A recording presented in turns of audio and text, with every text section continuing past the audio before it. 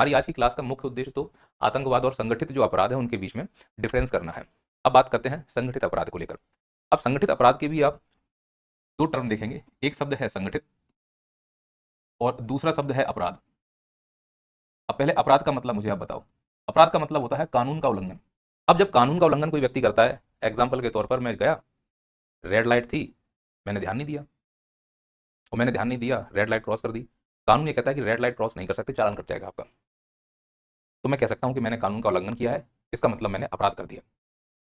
अब बात करते हैं संगठित का क्या मतलब है। तो संगठित अपराध की कोई ऑफिशियल परिभाषा नहीं है, लेकिन संगठित अपराध को परिभाषित करने के तीन चार लक्षण हैं। संगठित अपराध करने के लिए कितने व्यक्ति होने चाहिए, पहली तो ये शर्त। तो ऑफिशियल परिभाषा नहीं है, लेकिन ऐसा कहते हैं कि तीन या तीन से ज्यादा, फिर कितने भी हों, लोग मिलकर कोई ऐसा काम करें जिससे पहले से स्थापित कानून टूटता या टूटने की संभावना है या टूट जाता है, तो उसे संगठित अपराध की कैटेगरी में रखा जाएगा।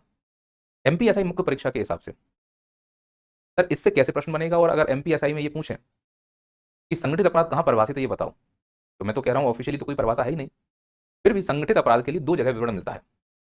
दो जगह कहां मिलता है, एक है मकोका, महाराष्ट्र का जो एक्ट आया है संगठित अपराध के लिए 1999 में, उसमें भी मिलता है। और दूसरा है बीएनएस की धारा 111 में संगठित अपराध को परिभाषित किया गया। तो संगठित अपराध को दो जगह परिभाषित स्पष्ट रूप से किया गया है, एक तो मकोका अधिनियम 1999 में जो महाराष्ट्र लाया था, और जो बीएनएस धारा 2023 में, ये पहले आईपीसी थी, इसको बदलकर 2023 में बीएनएस बना दिया गया, इसकी धारा 111 में संगठित अपराध परिभाषित है। तो एग्जाम के पॉइंट ऑफ व्यू से ये समझ में आया कि संगठित अपराध के संगठित अपराध यानी ऑर्गेनाइज्ड क्राइम परिभाषा कहां पर है, कहां पर परिभाषित किया गया है। तो एक तो बीएनएस की धारा 111 में और मकोका एक्ट 1999 में, ये प्रमुख रूप से यहां परिभाषित है। अब एग्जाम के पॉइंट ऑफ व्यू से सर संगठित अपराध की परिभाषा में कहा क्या गया है, तो उसमें जो कहा गया है वो मैंने यहाँ पे नॉर्मली लिखा हुआ है। पहला कि अगर आर्थिक लाभ के लिए या भौतिक लाभ के लिए, आर्थिक लाभ कहने का मतलब है पैसा, भौतिक लाभ कहने का मतलब है कार ले ली, आईफोन ले लिया।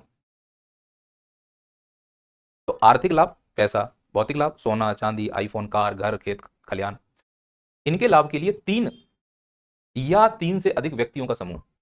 शब्द यहाँ व्यक्ति लिखा है, इसमें पुरुष भी शामिल हो सकता है और इसमें महिला भी शामिल हो सकती है, और जो भी जेंडर है इसमें LGBTQA ये भी शामिल हो सकते हैं। फिर कुछ भी व्यक्ति के रूप में फिर एक पूरे इंसान को परिभाषित किया गया यहाँ पे। तो तीन या तीन से अधिक व्यक्ति मिल जाएं। लालच, लालच क्या है, आर्थिक रूप से या भौतिक रूप से।